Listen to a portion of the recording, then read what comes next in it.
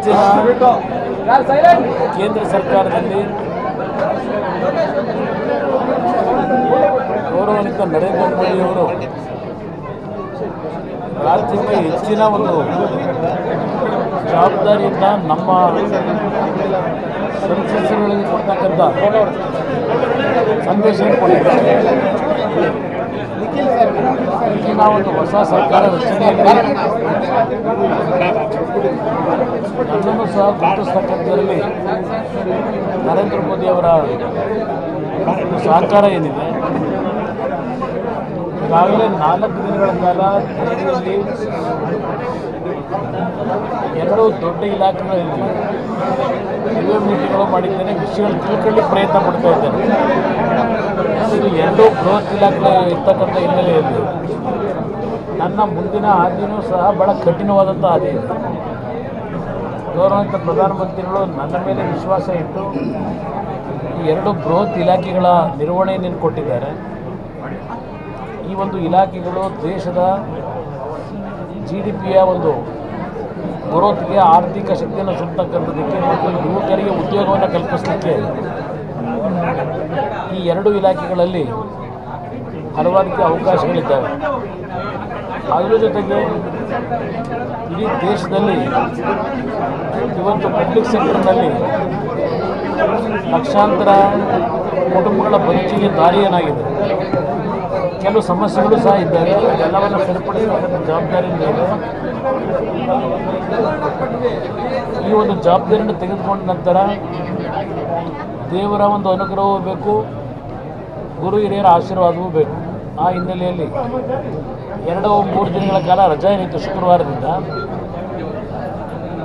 ಆ ಹಿನ್ನೆಲೆಯಲ್ಲಿ ಪರಮಪೂಜ್ಯ ಸ್ವಾಮೀಜಿಯವರನ್ನು ಸಹ ಇವತ್ತು ಸಿದ್ಧಗಂಗಾ ಕ್ಷೇತ್ರದ ಮಹಾದೇವ ಸ್ವಾಮೀಜಿಯವರನ್ನು ಭೇಟಿ ಮಾಡ್ತಕ್ಕಂಥ ಅವ್ರ ಆಶೀರ್ವಾದ ಪಡೆಯತಕ್ಕಂಥದ್ದು ಮತ್ತು ನಿನ್ನೆ ದಿನ ಚುಂಚನಗಿರಿ ಕ್ಷೇತ್ರಕ್ಕೆ ಹೋಗಿ ಅಲ್ಲಿಯ ಪರಮಪೂಜ್ಯರ ಆಶೀರ್ವಾದವನ್ನು ಪಡೆದಿದ್ದೇನೆ.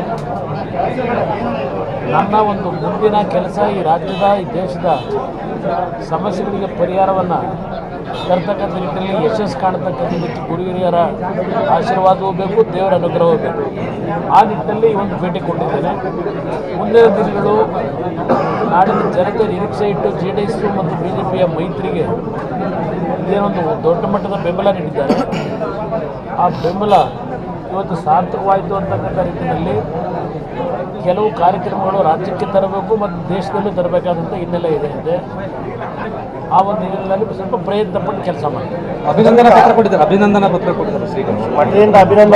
ಪರಮ ಪೂಜ್ಯ ಸ್ವಾಮೀಜಿಯವರು ಮಂತ್ರಿಯಾಗಿ ಏನು ನಾನು ಜವಾಬ್ದಾರಿ ನಿರ್ವಹಣೆ ಮಾಡ್ತಕ್ಕಂಥದ್ದಕ್ಕೆ ಕೆಲಸ ಪ್ರಾರಂಭ ಮಾಡಿದ್ದೇನೆ. ಈಗಾಗಲೇ ನನಗೆ ಒಂದು ಅಭಿನಂದನಾ ಪತ್ರವನ್ನು ಶುಭಾಶಯಗಳನ್ನು ಕೋರಿ ನನ್ನ ಕಾರ್ಯದಲ್ಲಿ ಯಶಸ್ಸನ್ನು ಪಡಿಬೇಕು ಅಂತಕ್ಕಂಥ ಆಶೀರ್ವಾದ ಮಾಡಿದ್ದಾರೆ. ಇವತ್ತು ನನಗೆ ನೇರವಾಗಿ ಆಶೀರ್ವಾದ ಜೊತೆಗೆ ಮತ್ತೊಂದು ಅಭಿನಂದನಾ ಪತ್ರವನ್ನು ಮತ್ತೆ ಪುನಃ ಇವತ್ತು ನನಗೇನೆ ಕೊಡ್ತಕ್ಕಂಥದ್ದು ಪರಮ ಪೂಜ್ಯರ ಒಂದು ಆಶೀರ್ವಾದ ಇವತ್ತು ನನಗೆ ಇಮ್ಮಡಿಯಾಗಿದೆ. ಕೆಲಸವನ್ನು ಮಾಡ್ತಕ್ಕಂಥ ಚುನಾವಣೆ ನಂತರ ಸರ್ಕಾರ ಬೀಳುತ್ತೆ ಅಂತ ಹೇಳಿದ್ರಿ. ಚುನಾವಣೆ ನಂತರ ಸರ್ಕಾರ ಬೀಳುತ್ತೆ ಅಂತ ಹೇಳಿದ್ರಿ. ಚುನಾವಣೆ ನಂತರ ರಾಜಕೀಯದಲ್ಲಿ ಹಲವಾರು ಬದಲಾವಣೆಗಳನ್ನು ಕಾಣಬಹುದು ಅಂತಕ್ಕಂಥ ಹೇಳಿದ್ದೇನೆ. ಸ್ವಲ್ಪ ದಿವಸ ಕಾದು ನೋಡೋಣ.